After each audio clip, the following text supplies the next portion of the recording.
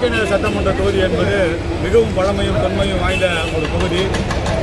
ஏழை மக்கள், அடித்தட்டு மக்கள் அதிகமாக வசிக்கின்ற ஒரு பகுதி. கடந்த காலங்களில் இந்த தொகுதி எப்படி இருந்தது என்பதை அனைவரும் அறிவார்கள்.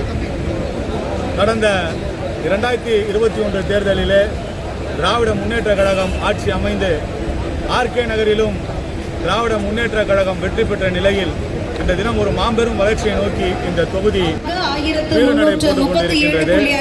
இந்த தினம் 2 நிகழ்வாக இங்குள்ள இளைஞர்கள் வெகுவாக பயன்பெறும் வகையில் 2 ஏக்கர் நிலப்பரப்பில் 19 கோடி ரூபாய் மதிப்பீட்டில் ஒரு மிகப்பெரிய பிரம்மாண்டமான விளையாட்டு அரங்கம், உள் விளையாட்டு அரங்கம் இந்த தினம் அமைக்கப்பட்டிருக்கின்றது.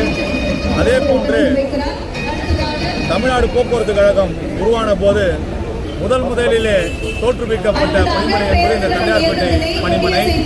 இந்த பணிமனையை முற்றிலுமாக மாற்றி அமைத்து புதுப்பித்து அதிகமான பேருந்துகள் இங்கிருந்து இயக்க வேண்டும் என்று சட்டமன்றத்திலே மானிய கோரிக்கையிலே நான் உரையாற்றியிருந்தேன்.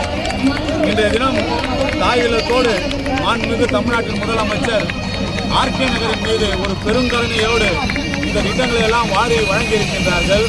இந்த விளையாட்டு வளாகத்தையும் இந்த பேருந்து நிலையத்தையும் நம்முடைய முதலமைச்சர் அவர்கள் காணொலியின் மூலமாக பணிகளை துவக்கும் வண்ணம் அடிக்கல் நாட்டினார்கள்.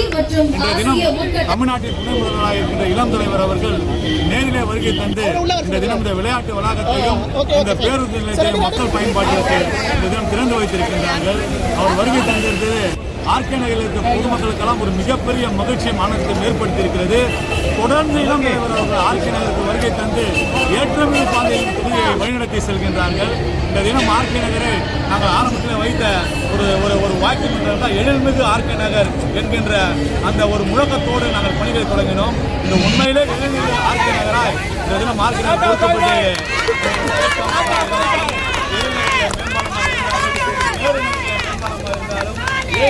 ஸ்போர்ட்ஸ் காம்ப்ளெக்ஸாக இருந்தாலும், தண்டையார்பேட்டையில் பேருந்து நிலையமாக இருந்தாலும், ரேஷன் கடைகளாக இருந்தாலும், அங்கன்வாடிகளாக இருந்தாலும், பூங்காக்களாக இருந்தாலும், உடற்பயிற்சி கூடங்களாக இருந்தாலும் இன்றைய தினம் எண்ணற்ற பணிகள் இன்றைய தினம் ஆர்கே நகர் இந்த தினம் மக்களுக்கான பணிகளால் நிரம்பி காணப்படுகின்றது.